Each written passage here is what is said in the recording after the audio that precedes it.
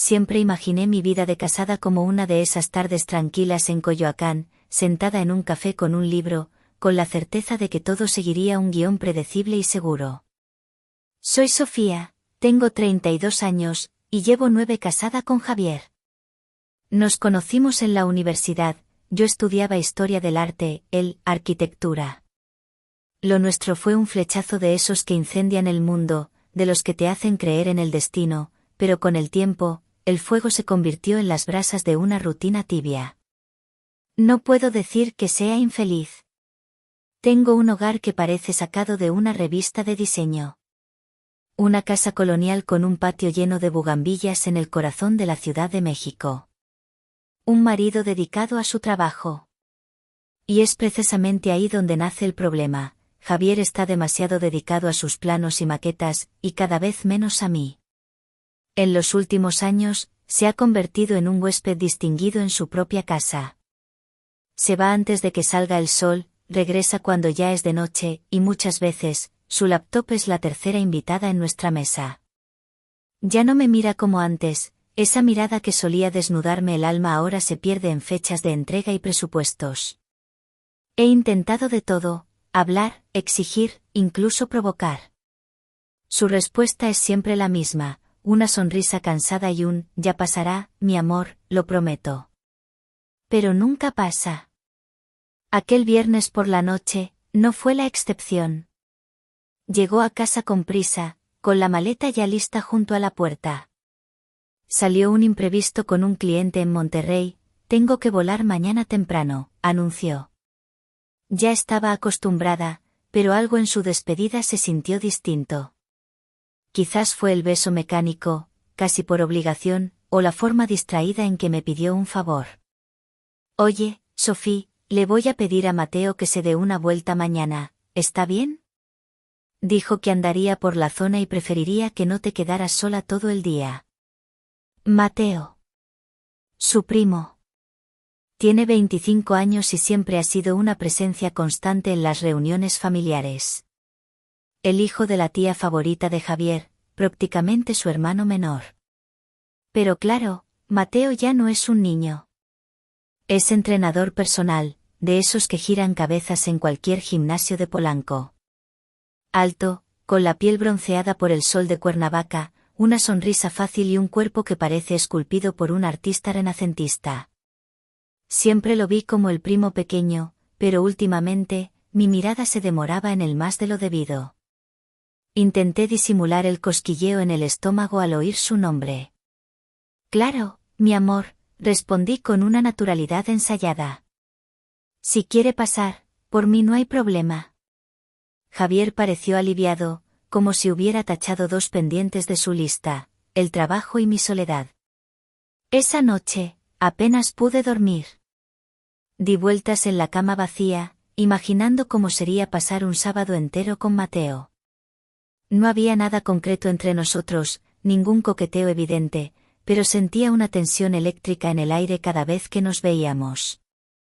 Miradas que duraban un segundo más de lo normal, comentarios con doble sentido, una cercanía que cruzaba la delgada línea de la cordialidad familiar. El sábado desperté con el sonido de las ruedas de la maleta de Javier sobre el suelo de madera. Se despidió con ese beso apresurado que ya era su firma y se fue antes de las 6 de la mañana. Me quedé en la puerta, viendo cómo su coche se perdía en la calle silenciosa. La casa se sentía enorme, vacía. Me preparé un café, pero todo me sabía a nada. Lo que sentía era una mezcla de ansiedad y culpa. Ansiedad por ver a Mateo, y culpa por desearlo tanto. Pasé la mañana intentando distraerme. Arreglé el salón, regué las plantas, puse algo de música suave. Pero mi mente estaba en otra parte. Me miré al espejo varias veces. Elegí un vestido de lino color arena, sencillo, que caía suelto pero insinuaba la curva de mi cintura con el movimiento. Dejé mi cabello suelto, algo que rara vez hacía en casa. Me puse unas sandalias de cuero bajas, que dejaban mis pies al descubierto. ¿Por qué me estoy arreglando tanto para recibir al primo de mi marido?, me pregunté. La respuesta era tan clara como peligrosa, quería que me viera. De verdad me viera. A las 9, sonó el timbre. El corazón se me disparó. Respiré hondo, me pasé una mano por el pelo y caminé hacia la puerta, sintiendo el frío de las baldosas bajo mis pies descalzos. Al abrir, me encontré con la sonrisa de Mateo. Llevaba una bolsa de papel en la mano. Buenos días, prima, dijo con ese tono relajado que lo caracterizaba. Te traje pan dulce de Rosetta. Pensé que no querrías desayunar sola. Intenté sonreír con naturalidad, pero sentí que me sonrojaba. Lo invité a pasar y fuimos a la cocina. Mientras yo preparaba el café, sentí su mirada sobre mí. No era la mirada de un primo. Era la mirada de un hombre. Conversamos de cosas triviales, su trabajo, el gimnasio, la familia. Me hizo reír, y por un momento, me sentí ligera, como no me sentía en años. El sol de la mañana entraba por la ventana, iluminando las partículas de polvo en el aire y creando una aura dorada a su alrededor. Cuando me agaché para sacar las tazas, después de su cumplido, el aire en la cocina se volvió denso, casi palpable. Terminé mi café de un trago, intentando anclarme a un gesto cotidiano, pero mis manos temblaban ligeramente. Mateo no apartaba su mirada, una mirada intensa que parecía leer más allá de mi sonrisa nerviosa. Para romper el hechizo, me levanté bruscamente. Voy a recoger esto, anuncié con una voz que sonó demasiado alta. Él se levantó al instante. Te ayudo. Nos movimos en el espacio reducido de la cocina como dos bailarines torpes que aún no conocen sus pasos. Cada vez que nuestros brazos se rozaban al dejar los platos en el fregadero, una pequeña descarga eléctrica me recorría la piel. Era ridículo, un simple roce, pero mi cuerpo reaccionaba como si llevara años sediento de contacto. Mientras yo lavaba, él secaba, y su cercanía era una presencia cálida y constante a mi espalda. Su perfume, una mezcla de sándalo y algo cítrico, se mezclaba con el aroma del jabón de limón, creando una fragancia embriagadora y peligrosamente íntima. Javier me contó que eras curadora de arte antes, dijo de repente, su voz sonando grave y cercana. Sí, antes, respondí, sin poder ocultar un matiz de nostalgia. ¿Y por qué lo dejaste? La pregunta me tomó por sorpresa. Nadie me lo había preguntado en años, ni siquiera Javier. Di por sentado que todos entendían que la esposa de un arquitecto exitoso simplemente deja de trabajar. La vida, contesté vagamente, frotando con demasiada fuerza una taza. Ya sabes, la casa, los compromisos.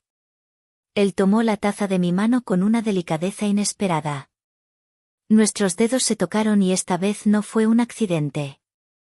Sentí el calor de su piel, la firmeza de su agarre. No lo sé, dijo en voz baja, casi en mi oído. Me parece un desperdicio. Tienes una pasión en los ojos cuando hablas de arte. Se te iluminan. Me giré para mirarlo y quedamos a centímetros de distancia. Podía ver el brillo en sus ojos oscuros, la curva de sus labios. Mi respiración se quedó atrapada en mi garganta. Él no me veía como la esposa de Javier. Me veía a mí. Vamos al patio, logré decir, alejándome antes de hacer algo de lo que no habría vuelta atrás. Las bugambillas están en su mejor momento. Salimos al patio interior, un pequeño oasis en medio de la ciudad. El sol de la mañana nos bañó con su luz cálida. Me senté en una de las sillas de hierro forjado, recogiendo las piernas bajo mi vestido. Mateo se quedó de pie, observando las flores. Llevaba una camiseta blanca de algodón que se adhería a sus hombros y espalda, y la simpleza de la prenda solo acentuaba la perfección de su físico. Se sentó en la silla frente a mí y, al estirar las piernas, su pie rozó el mío, que seguía descalzo. Fue un toque fugaz, pero cargado de intención. No retiré el pie. Él bajó la mirada y una leve sonrisa se dibujó en su rostro. ¿Siempre andas descalza por casa? Asentí. Me gusta sentir el suelo, las baldosas frías. Su mirada se detuvo un instante en mi tobillo, donde llevaba una fina pulsera de plata. Sentí como el calor subía por mis mejillas. Nunca había pensado que mis pies pudieran ser observados. Que un detalle tan insignificante pudiera sentirse tan extrañamente íntimo. Era como si estuviera descubriendo un nuevo lenguaje, uno hecho de miradas y roces sutiles. Hablamos durante horas. Me preguntó por mis pintores favoritos, por Frida Kahlo, por el muralismo mexicano. Escuchaba con una atención que me desarmaba, haciendo preguntas inteligentes, recordándome a la mujer apasionada que solía ser. En algún momento, para ilustrar algo, me levanté y él me siguió hasta el salón, donde tenía varios libros de arte. Está en ese estante de arriba, dije, señalando un libro pesado. Me puse de puntillas, pero no alcanzaba. Espera, yo te ayudo, dijo, posicionándose justo detrás de mí. Su cuerpo se pegó a mi espalda para poder estirar el brazo. Sentí el calor de su pecho contra mis omóplatos, la dureza de sus músculos. Su mano rozó mi cintura al buscar apoyo y contuve el aliento. Acercó su rostro al mío para ver el lomo del libro, y sentí su aliento cálido en mi cuello. El perfume de mi cabello, con toques de jazmín, se mezcló con el suyo. Mi cuerpo se tensó por completo. El mundo entero se redujo a ese pequeño espacio entre su cuerpo y el mío, a la electricidad que crepitaba en el aire. Sacó el libro y, al girarme, nuestros rostros quedaron a milímetros de distancia. Sus ojos bajaron a mi boca. Vi cómo se humedecía los labios. Se inclinó lentamente hacia mí. Cerré los ojos, esperando, deseando el contacto. Y entonces, el agudo sonido del teléfono fijo rompió el silencio como un cristal al quebrarse.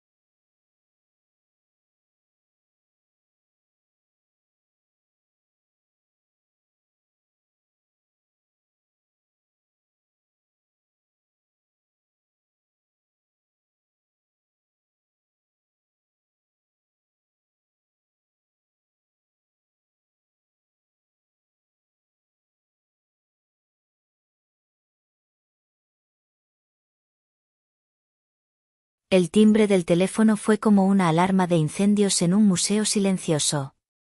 Me aparté de Mateo de un salto, con el corazón martilleando contra mis costillas. Corrí a contestar, tropezando con una alfombra. Mi voz, al decir, bueno, sonó temblorosa y ajena.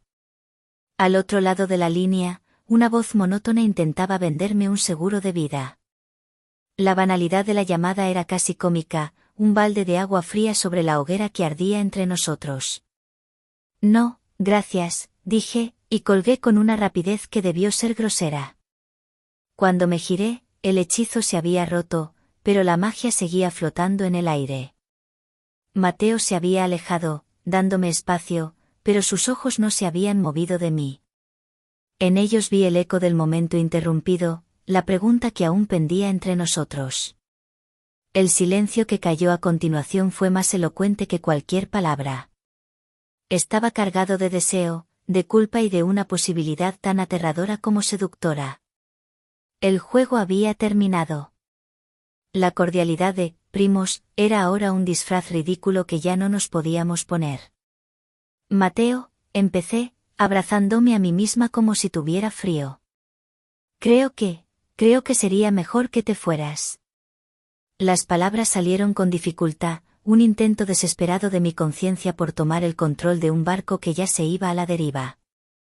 Él no se movió. Solo me miró con una calma que me desquició. Sofía, mírame, pidió con suavidad. Levanté la vista. Si quieres que me vaya, me voy ahora mismo. Pero no me pidas que finja que no sentiste lo mismo que yo hace un segundo. Su sinceridad me desarmó. No podía mentir. Mi cuerpo entero era un testimonio de lo que había sentido. Negué con la cabeza lentamente, una confesión silenciosa. Él dio un paso hacia mí, y luego otro. Se detuvo justo delante de mí, tan cerca que podía sentir el calor que emanaba de su piel. Entonces no me pidas que me vaya, susurró. Levantó una mano y, con una ternura infinita, apartó un mechón de pelo de mi cara. El simple roce de sus dedos en mi mejilla fue suficiente para que todas mis defensas se derrumbaran. Y entonces me besó. No fue un beso arrebatado ni urgente. Empezó como una pregunta, un roce suave de sus labios contra los míos, probando mis límites, dándome una última oportunidad para retroceder. Pero no lo hice.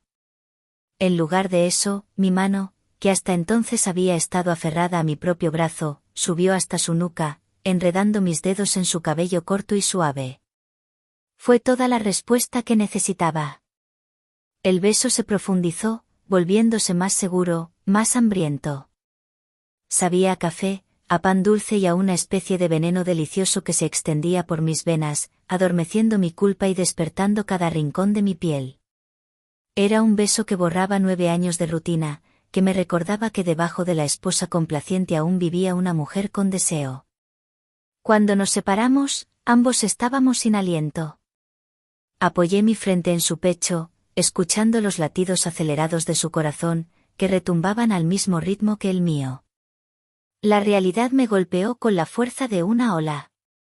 La imagen de Javier, su sonrisa cansada, su confianza ciega en mí. Dios mío, murmuré contra su camiseta. Esto es una locura. Él me rodeó con sus brazos, un abrazo firme y protector.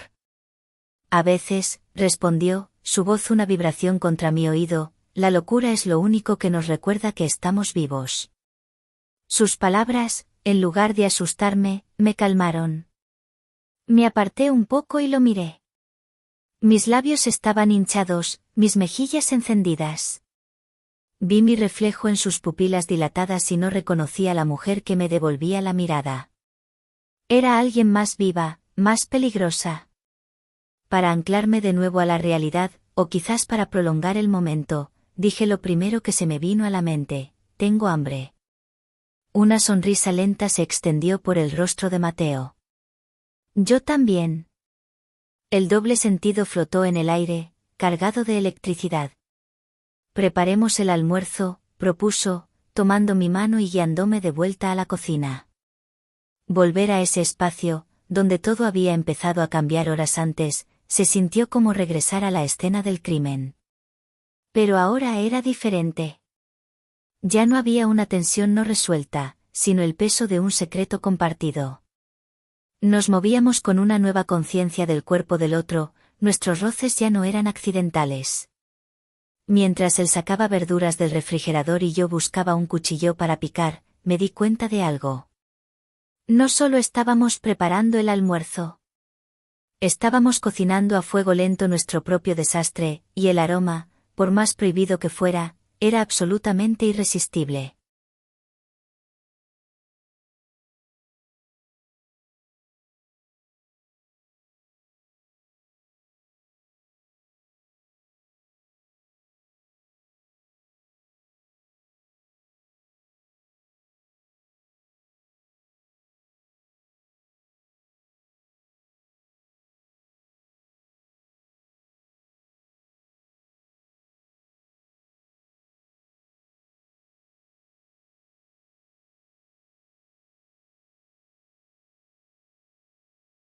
Parte 4. La fiebre a fuego lento.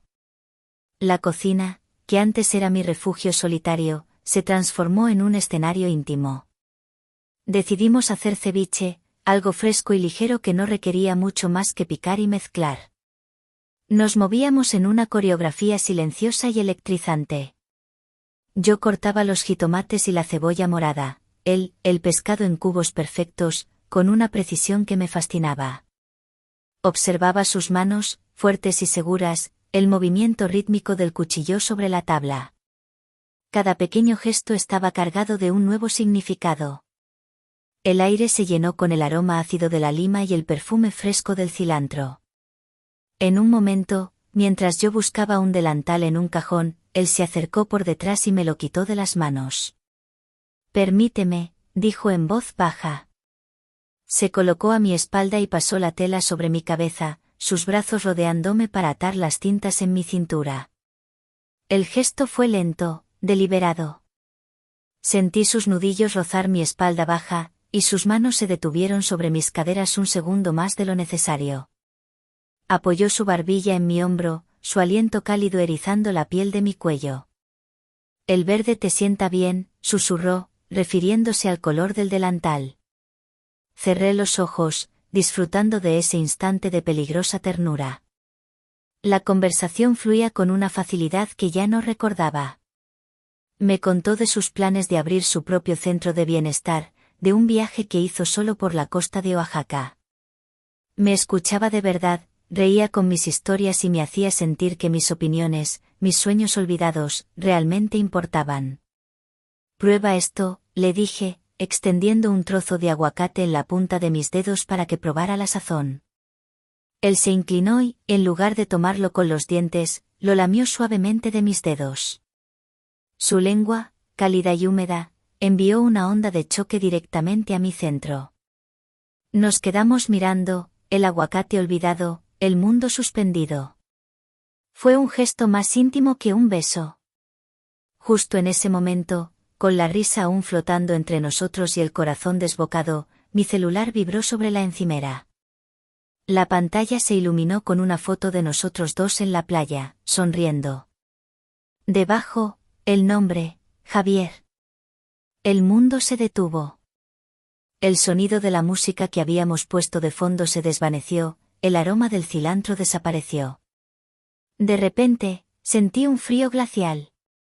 Mateo vio mi expresión y su sonrisa se borró al instante. Entendió sin que yo dijera una palabra. Se alejó un par de pasos, dándome espacio, cruzando los brazos sobre el pecho. Su mirada era seria, atenta. Deslicé el dedo por la pantalla, esforzándome porque mi voz sonara normal. Hola, mi amor. Sophie. ¿Qué tal todo por allá? La voz de Javier sonaba alegre, distante. Oye, te tengo buenas noticias.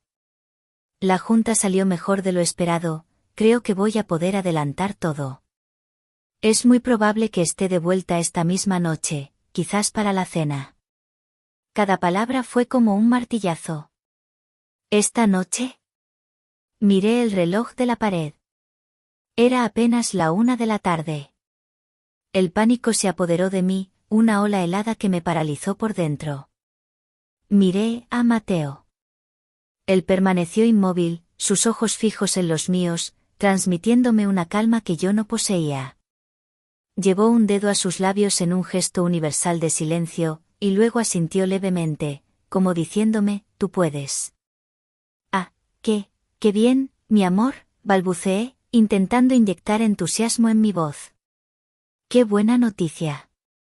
Sentí una gota de sudor frío recorrer mi espalda. El primo Mateo pasó por aquí, ¿te acuerdas que me dijiste? Ah, perfecto. ¿Sigue ahí?, preguntó Javier. Mi corazón dio un vuelco. Lancé una mirada de pánico a Mateo. Él negó sutilmente con la cabeza. No, se fue hace un rato ya. Solo trajo pan y platicamos un poquito, mentí, y el sabor de la mentira fue amargo en mi boca. Bueno, qué bien.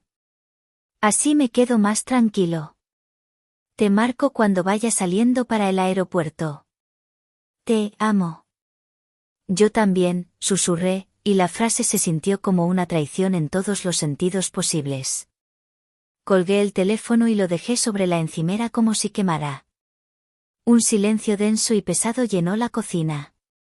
La noticia de la inminente llegada de Javier flotaba entre nosotros como un fantasma. Me sentía pálida, expuesta, aterrorizada. El sueño se había convertido en una cuenta regresiva. Mateo se acercó lentamente, su rostro impenetrable. Yo esperaba que se asustara, que se disculpara, que decidiera que era el momento de huir. Pero no lo hizo. Tomó mi rostro entre sus manos, obligándome a mirarlo a los ojos. Su mirada no era de miedo, sino de una intensidad casi febril. Entonces, dijo, su voz era un murmullo grave y firme que hizo vibrar cada fibra de mi ser. No podemos desperdiciar ni un segundo. Las palabras de Mateo, no podemos desperdiciar ni un segundo, resonaron en la cocina silenciosa. No fueron una pregunta, sino una declaración, una sentencia. En ese instante, una extraña calma me invadió, desplazando el pánico. El miedo no se había ido, pero ahora estaba mezclado con una adrenalina febril, un deseo temerario de vivirlo todo antes de que el reloj marcara el final. Asentí lentamente, una capitulación total. El ceviche quedó olvidado en la encimera, un bodegón de nuestro caos. Él tomó mi mano y me guió fuera de la cocina. No subimos la escalera hacia las habitaciones de invitados, sino que cruzamos el salón y nos detuvimos frente a la puerta de mi dormitorio. De nuestro dormitorio. El corazón me dio un vuelco. Aquello era el sacrilegio final, la profanación del último espacio sagrado. Pero no dije nada. Cuando Mateo abrió la puerta y nos adentramos en la penumbra fresca de la habitación, sentí que cruzaba un umbral sin retorno. Me llevó hasta la cama y, con una delicadeza que me rompió por dentro, comenzó a desatar el delantal. Sus dedos rozaron mi piel mientras lo deslizaba por mis hombros, dejándolo caer al suelo. Luego, sus manos subieron hasta mi rostro, sus pulgares acariciando mis pómulos mientras su mirada me recorría como si quisiera memorizar cada detalle. Eres la mujer más hermosa que he visto en mi vida, Sofía, dijo, y en su voz no había un gramo de falsedad. Era una adoración tan pura que me hizo sentir ganas de llorar. El resto de la tarde se convirtió en un sueño febril, un lapso de tiempo robado a la realidad. Allí, en la cama que había compartido con mi marido durante años, me sentí viva de una forma completamente nueva. Cada caricia de Mateo era un descubrimiento. No había prisa, solo una atención devota y minuciosa. Besó la pulsera de plata en mi tobillo, el lunar junto a mi hombro, la cicatriz casi invisible en mi rodilla, todos los pequeños detalles que conformaban mi mapa personal y que Javier ya no veía. La luz del atardecer se colaba por las persianas, dibujando rayas doradas sobre nuestros cuerpos entrelazados. El mundo exterior se redujo al murmullo lejano del tráfico y al canto de los pájaros en el patio. Me fascinaba la forma en que miraba mi cabello, esparcido sobre las almohadas blancas. Lo recogía en sus manos como si fuera seda, aspirando su aroma a jazmín. Siempre quise hacer esto, confesó en un susurro. Me hizo sentir como una obra de arte, una pieza única y valiosa. No era solo deseo, era una conexión que iba más allá de la piel, una colisión de dos soledades que se encontraron en el momento más inoportuno. No hablamos del futuro, ni de Javier, ni de las consecuencias. Esas palabras no existían en nuestra burbuja. Solo existía el ahora, el roce de la piel, el sabor del peligro en nuestros labios, el sonido de nuestros corazones latiendo al unísono. Cuando el clímax nos encontró, fue como una tormenta silenciosa, una liberación que nos dejó exhaustos y temblando, abrazados en medio del desorden de las sábanas. Me acurruqué contra su pecho, con los ojos cerrados, tratando de grabar para siempre esa sensación de plenitud y paz. El sol ya se estaba poniendo, tiñendo la habitación de un tono anaranjado y melancólico. El tiempo se nos había acabado. Y entonces, en medio de ese silencio perfecto, lo oímos. Un sonido metálico y seco, inconfundible. El sonido de una llave girando en la cerradura de la puerta principal. Mi cuerpo se congeló. Abrí los ojos de golpe y miré a Mateo. Su rostro, antes relajado, se había convertido en una máscara de tensión y alerta. Nos quedamos absolutamente inmóviles, conteniendo la respiración, escuchando los pasos inconfundibles de Javier sobre el suelo de madera del recibidor. Pesados, cansados. Luego, el ruido de una maleta al ser dejada caer.